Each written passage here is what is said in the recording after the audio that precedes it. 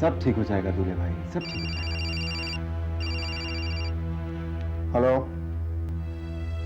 आपा, अस्सलाम वालेकुम। कहां से बोल रही हैं? कार में से? अच्छा, मोबाइल फोन खरीद लिया आपने। मुबारक हो आपा, मुबारक हो दूल्हे भाई, आपा ने मोबाइल खरीद लिया। जाहिर भी आप तो कमाल कर रहे हैं। आप तो अभी कह रहे थे कि आप अपनी आपा को समझाएंगे और मोबाइल खरीदने पर आप मुबारकबाद दे रहे हैं। दूल्हे भाई आपको कैसे समझाऊं मैं? जिस अपनेपन से आपा मुझे बता रही थी कि उन्होंने मोबाइल खरीद लिया है, उतना अपनापन आज तक मुझे किसी से भी महसूस नहीं हुआ। आपा इतनी खुश थी जैसे कि किसी बच्चे को चांद मिल गया हो। अब आप बताइए, ऐसे में मैं उनका दिल कैसे तोड़ता, मैं कैसे कहता उन्हें कुछ भी। निमी, तुम्हें याद है ना आज रात मिस्टर बंसल की पार्टी है? हाँ याद तो है, लेकिन ये तुम्हारे बंसल साहब को पार्टी से का बड़ा शौक है। हाँ भाई वो तो है, लेकिन ध्यान रहे ये कपल पार्टी है और इस पार्टी में मुझे तुम्हारे बिना एंट्री नहीं मिलेगी। ओ, यानी मैं तुम्हारी गेट पास हूँ? हाँ हाँ, तुम मेरा गेट पास नहीं डार्लिंग, तुम तो मेरी अर्धांगिनी हो, मेरी जिंदगी का आधा हिस्सा। लेकिन शाम को घर जल्दी आ जाना। मैं तो जल्दी आ जाऊंगी, लेकिन तुम कितने बजे आओगे? भाई मेरी एक जरूरी अपॉइंटमेंट है, फिर भी मैं 7 बजे तक पहुंच जाऊंगा। ठीक है, तब तक मैं तैयार रहूंगी। निमी, इस मशीनी दौर में कभी कभी हमें अपने काम से फुर्सत निकाल कर ऐसी पार्टीज अटेंड करनी ही चाहिए। इस तरह मेंटल रिलैक्सेशन भी हो जाता है और नए कॉन्टेक्ट भी बन जाते हैं। हाँ सुधीर, कितना वक्त हो गया ना हमें ऐसी कोई पार्टी पर गए हुए। हाँ सही कह रही हो, लेकिन मुझे तुम्हें फोन पर रिमाइंड करने की जरूरत तो नहीं पड़ेगी। कैसी बातें कर रहे हो, मैं टाइम पर आ जाऊंगी। आना ही पड़ेगा डार्लिंग, क्योंकि तुम्हें तैयार होने में बहुत वक्त लगता है ना। तो क्या मैं ऐसे ही चली जाऊंगी? आफ्टर ऑल मैं तुम्हारी पत्नी हूँ, फेमस फाइनेंशियल विजिट की लाइफ पार्टनर। और पत्नी तो पति की परछाई होती है, और परछाई हमेशा साथ साथ चलती है। Bye bye.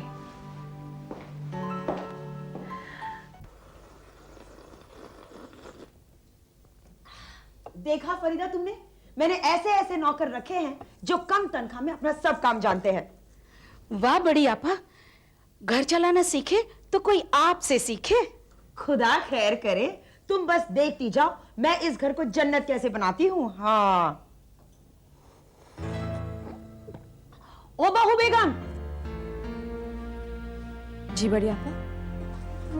हमारे घर का एयर कंडीशन कौन ठीक करता है? माइकल एंड सन्स, वो सेल्स और सर्विस दोनों करके देते हैं। अच्छा, उसका नंबर तो दो। क्यों, आपके कमरे का एसी खराब हो गया क्या? खुदा खैर करे, मेरे कमरे का एसी क्यों खराब होने लगा? हाँ, मुझे नया एसी लगवाना है बावर्ची खाने में।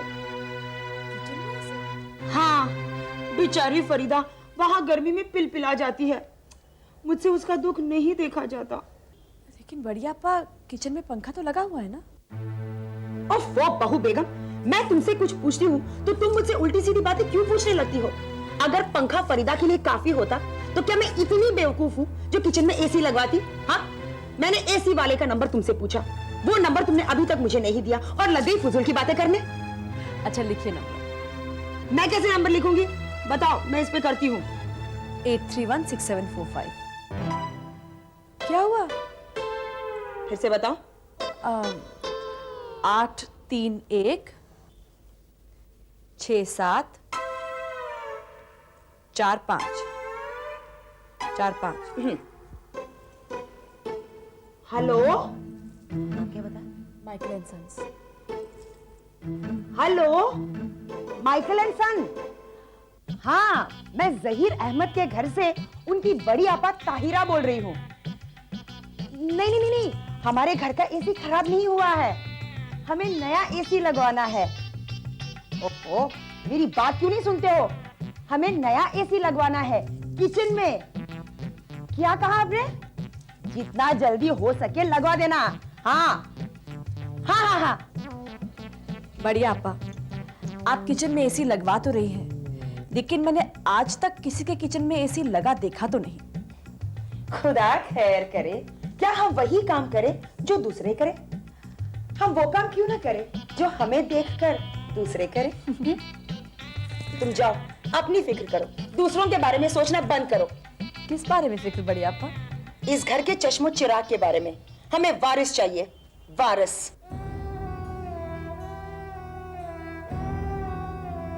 उसके लिए तो मैं हर रोज अल्लाह ताला से दुआ मांगती हूँ। बस अल्लाह से दुआ मांगती रहना। फरीदा चलो। जी बड़ी आपा।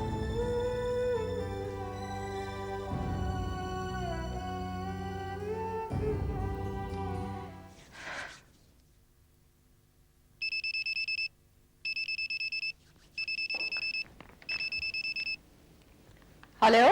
हेलो, मैं डॉक्टर सानी बोल रहा हूँ। ओह हेलो डॉक्टर सानी, आप कैसे हैं? फाइन दीदी, हाउ आर यू? दीदी मेरा एक छोटा सा काम है, ना मत कहिएगा प्लीज। पहले बोलो तो सही, क्या काम है? बात यह है कि आज हमारी शादी की सालगिरह है और मैंने अपनी बीवी को प्रॉमिस किया है कि मैं उनको बाहर घुमाने ले जा रहा हूँ। लेकिन क्या है, मेरा एक पेशेंट है आईसीयू में, तो आप जरा उनको देख लीजिएगा प्लीज। लेकिन डॉक्टर मैं तो आज ना मत कहिएगा प्लीज। जब से हमारी शादी हुई है आप मेरी बीवी से तो मिले ही नहीं है। लीजिए उनसे बात कीजिए प्लीज। हेलो दीदी, कैसी है आप? फाइन, आप कैसी हैं? मैं ठीक हूँ दीदी। अब देखिए ना, ये तो आपकी बहुत तारीफ करते हैं। आज अचानक एक पेशेंट का केस आ गया था, मुझसे कहा कि दीदी से बात कर लेंगे और आप मना नहीं करेंगी। लेकिन मैं तो दीदी आज हमारी शादी की सालगिरह है और मेरी जिद करने पर ये तो रुक गए हैं। आप मना तो नहीं करेगी ना दीदी? जाएंगी ना आप? देखिए मना मत कीजिएगा। ठीक है, मैं चली जाऊंगी। ओके, थैंक यू दीदी, थैंक यू सो मच।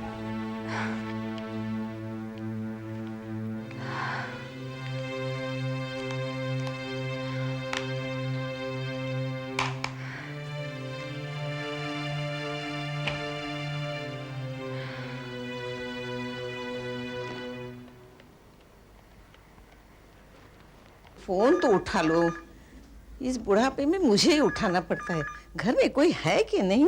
हाँ, क्या बात है, कहाँ गए सब लोग?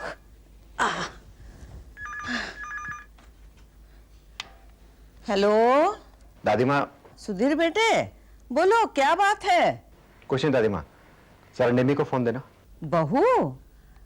बहू तो घर पर नहीं है। घर पर नहीं? फिर कहाँ गई?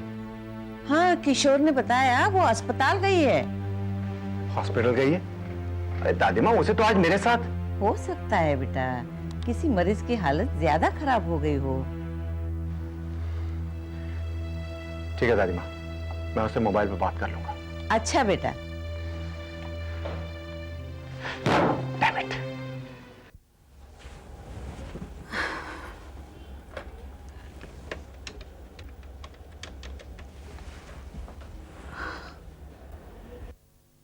हेलो भाभी, अस्सलाम वालेकुम। वालेकुम अस्सलाम वहीदा, कैसी हो तुम? अल्लाह का शुक्र है। और तुम्हारे अंदर जो नन्ही सी जान पनप रही है, उसका क्या हाल है? उसका हाल भी ठीक ही है भाभी। आज मैं सोनोग्राफी के लिए गई थी, बस 2-3 दिन में रिपोर्ट आ जाएगी। अपना ख्याल रखना वहीदा। इस वक्त फलों का इस्तेमाल ज्यादा करना और मेहनत का काम कम। भाभी मुझे पता है इन सब बातों का, कोई पहली बार थोड़ी ना माँ बन रही हूँ मैं। वसीम के वक्त इन सब आजमाइशों से गुजर चुकी हूँ मैं। एक औरत को माँ बनने के लिए हर बार उन्हीं दर्दनाक तकलीफों से गुजरना पड़ता है। हर डिलीवरी के बाद औरत की एक नई जिंदगी शुरू होती है। ये तो ठीक कहा भाभी आपने, बहुत तकलीफों के बाद औरत को माँ बनने का फक्र हासिल होता है। खैर आप सुनाइए, घर के हालात कैसे हैं? बड़ी आपा कैसी हैं? ये तो तुम्हें पता ही होगा कि आयशा ने घर की सारी जिम्मेदारियां बड़ी आपा को सौंप दी है। हाँ भाभी, ये तो पता चल गया था मुझे उस दिन। इसीलिए वो किचन में एसी लगवा रही हैं। क्या? किचन में एसी? बहुत खुश हैं वो ये सब करवा के। चलो अच्छा है भाभी, आपा अगर इस तरह के कामों में मसरूफ रहेंगी ना तो उनका शैतानी जहन आपसे जरा दूर हट जाएगा। और भाभी ये बताइए, आयशा कैसी है? आयशा तो मुझसे बहुत नाराज है। मैं कोशिश कर रही हूँ कि वो खुश रहे, लेकिन क्या करूँ, उन हालात का जिम्मेदार वो मुझे ठहराती है। वैसे तुम्हारे भाईजान उन हालात को सुलझाने की कोशिश कर रहे हैं। कोशिश तो करनी ही पड़ेगी ना भाभी, वरना मामला उलझा रहेगा। वहीदा, अनवर भाई जहीर को बता रहे थे कि जल्द से जल्द ये पता चल जाएगा कि दिलावर खान के उस जुर्म में सलमान का हाथ है या नहीं। हाँ भाभी, अगर इस बात का पता लग गया ना तो आयशा का मसला जल्दी हल हो जाएगा और फिर आयशा के चेहरे पे वही मुस्कुराहट आ जाएगी जो पहले रहा करती थी। अच्छा भाभी, घर में सबको मेरा सलाम कहिएगा। मैं फोन रखती हूँ। खुदा हाफिज। खुदा हाफिज। तुम्हें याद है ना आज रात मिस्टर बंसल की पार्टी में? हाँ याद तो है, लेकिन ये तुम्हारे बंसल साहब को पार्टी से का बड़ा शौक है। हाँ भाई वो तो है, लेकिन ध्यान रहे ये कपल पार्टी है और इस पार्टी में मुझे तुम्हारे बिना एंट्री नहीं मिलेगी। ओह, यानी मैं तुम्हारी गेट पास हूँ? हाँ हाँ, तुम मेरा गेट पास नहीं डार्लिंग, तुम तो मेरी अर्धांगिनी हो, मेरी जिंदगी का आधा हिस्सा। लेकिन शाम को घर जल्दी आ जाना। मैं तो जल्दी आ जाऊंगी, लेकिन तुम कितने बजे आओगे? भाई मेरी एक जरूरी अपॉइंटमेंट है, फिर भी मैं 7 बजे तक पहुंच जाऊँ। ठीक है, तब तक मैं तैयार रहूंगी। निमी, इस मशीनी दौर में कभी कभी हमें अपने काम से फुर्सत निकाल कर ऐसी पार्टीज अटेंड करनी ही चाहिए। इस तरह मेंटल रिलैक्सेशन भी हो जाता है और नए कॉन्टेक्ट भी बन जाते हैं। मैं टाइम पर आ जाऊंगी। आना ही पड़ेगा डार्लिंग।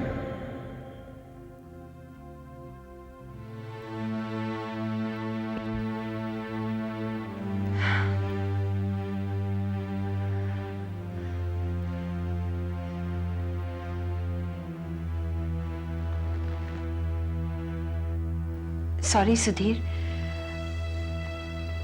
मैं पार्टी में नहीं आ सकी। क्या करूं, मजबूर थी।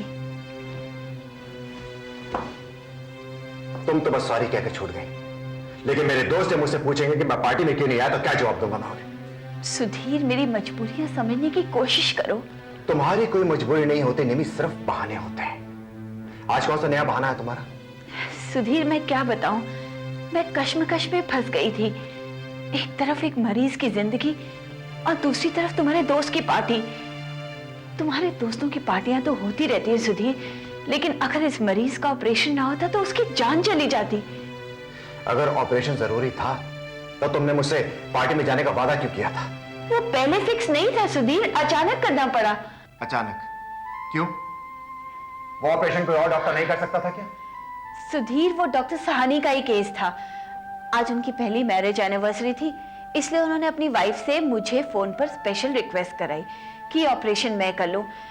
मैंने उन्हें मना भी किया था सुधीर, लेकिन वो नहीं माने, क्योंकि मिस्टर सहानी को अपनी एनिवर्सरी मनानी थी, जो कि ऑपरेशन से ज्यादा जरूरी थी। इसलिए तुमने उनकी बात तो मान ली, लेकिन मेरे साथ पार्टी में चलना जरूरी नहीं था, इसलिए तुमने मेरी बात नहीं मानी।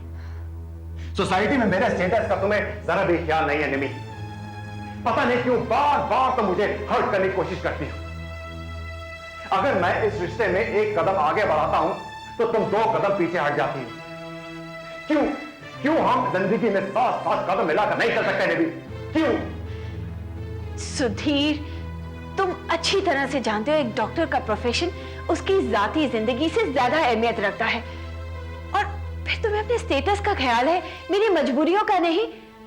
और फिर इतनी छोटी सी बात का इतना बड़ा इशू क्यों बना रहे हो? बेकार में खुद भी टेंशन ले रहे हो और मुझे भी टेंशन दे रहे हो। क्या कहा तुम्हें? मैं तुम्हें टेंशन देता हूं? यानी कि मेरी बातें भी अब तुम्हें टेंशन लगने लगी? साफ साफ क्यों नहीं कहती कि तुम्हें अपने प्रोफेशन के सामने किसी चीज की कोई परवाह नहीं है? तुम्हें तो मुझ पर इल्जाम लगाने की आदत सी पड़ गई है।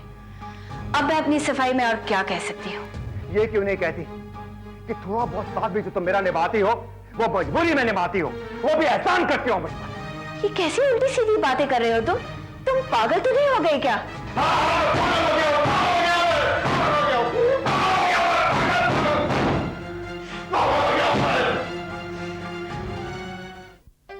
बेटा सुधीर, जरा समझ से काम लो। बहू ने तो किसी की जिंदगी बचाई है, और किसी की जिंदगी बचाना कोई अपराध नहीं है। तुम्हें तो गर्व होना चाहिए कि तुम्हारी पत्नी दूसरों की खुशियों की खातिर अपनी खुशी को त्याग देती है। लेकिन दादी माँ, मिस्टर सानी भी तो एक डॉक्टर हैं, फिर वो क्यों अपने पेशेंट्स को छोड़कर सालगिरह मनाने चले गए? देखो सुधीर बेटा, धर्म और कर्म के बीच में बहुत बड़ा फासला होता है। जिसको इस चीज की पहचान होती है वो सबसे पहले कर्म को निभाता है, क्योंकि कर्म का दर्जा धर्म से कहीं ऊंचा होता है। मेरे ख्याल से निम्मी ने अपना कर्म निभाकर बहुत अच्छा काम किया है। इसका मतलब यह हुआ कि मेरी खुशियां, मेरे अरमान उसकी नजर में कुछ नहीं। उसके लिए उसका काम ही सब कुछ है। क्या यही होता है पति पत्नी का रिश्ता? नमस्ते नमस्ते बेटा। अंकल।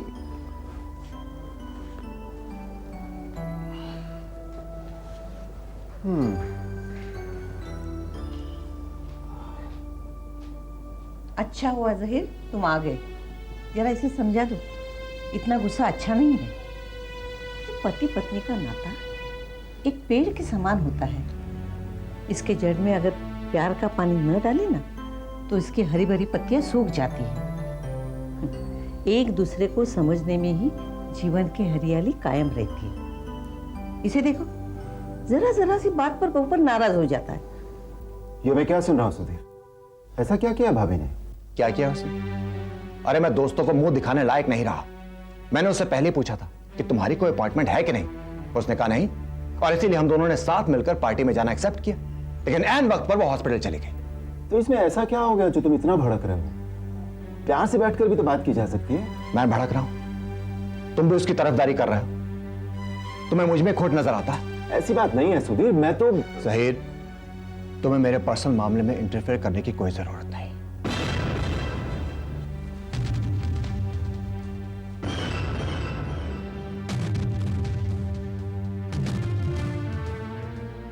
पता नहीं क्या समझता है अपने आप को। कहता है कोई जरूरत नहीं है उसके मामला में दखल देने की। जहीर बेटा, गुस्से में हो? गुस्सा नहीं आएगा अंकल, उसने जिस तरह से मुझसे बात की है।